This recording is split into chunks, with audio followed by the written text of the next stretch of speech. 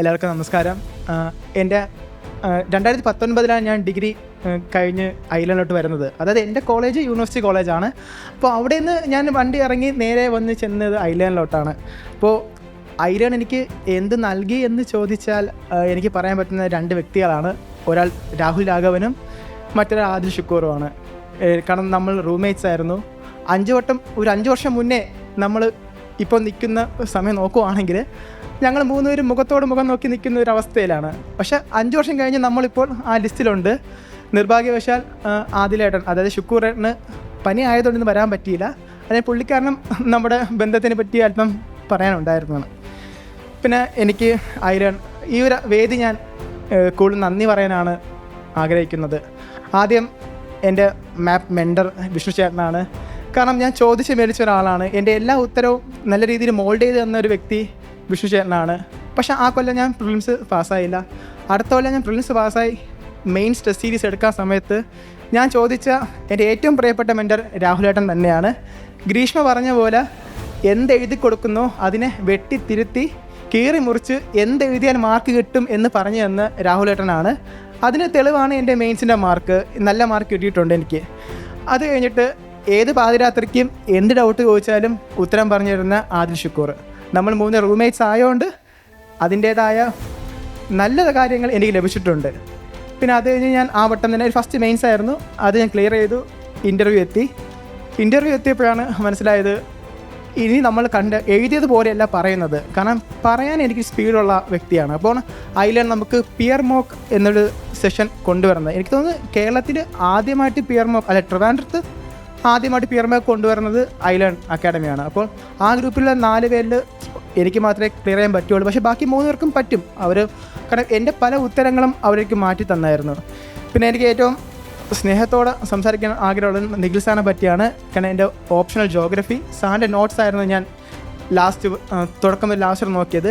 പക്ഷേ അതിൻ്റെ ഉത്തരം എങ്ങനെ എഴുതണമെന്നും ജോഗ്രഫിക്ക് എന്തെഴുതിയാൽ മാർക്ക് കിട്ടുമെന്നും എനിക്ക് പറഞ്ഞു തന്നത് എൻ്റെ പ്രിയപ്പെട്ട ഡയസാറാണ്.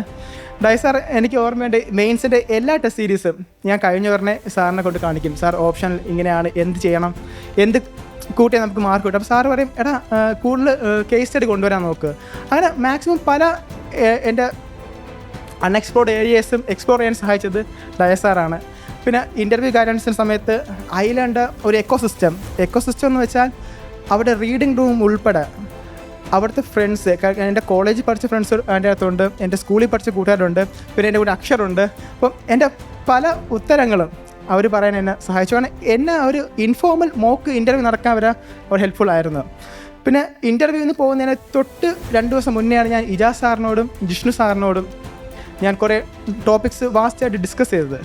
പക്ഷെ എൻ്റെ ഭാഗ്യം എന്ന് വെച്ചാൽ അന്ന് ഡിസ്കസ് ചെയ്ത 2-3 ചോദ്യം എൻ്റെ റിയൽ ഇൻ്റർവ്യൂ ചോദിച്ചു വന്നതാണ്. അപ്പോൾ അത് കഴിഞ്ഞ ഉടനെ ഞാൻ ഇജാസ് സാറിനെയും ജിഷ്ണുവിനെ വിളിച്ച് പറഞ്ഞു, സാർ ഇങ്ങനെ ചോദിച്ചു. അപ്പം ഞാൻ ഹാപ്പി ആയിരുന്നു. കാരണം ഇൻ്റർവ്യൂ എനിക്ക് എന്തുകൊണ്ട് നല്ല രീതിയിൽ പെർഫോം ചെയ്യാൻ പറ്റിയെന്ന് ചോദിച്ചാൽ അതിന് ഫുൾ ക്രെഡിറ്റ് ഐലൻഡാണ്. പിന്നെ ഞാൻ എന്ന വ്യക്തി എന്താണെന്ന് ഡാഫിലൂടെ എനിക്ക് പറഞ്ഞു തന്നത് ഷിനാ സാറാണ്.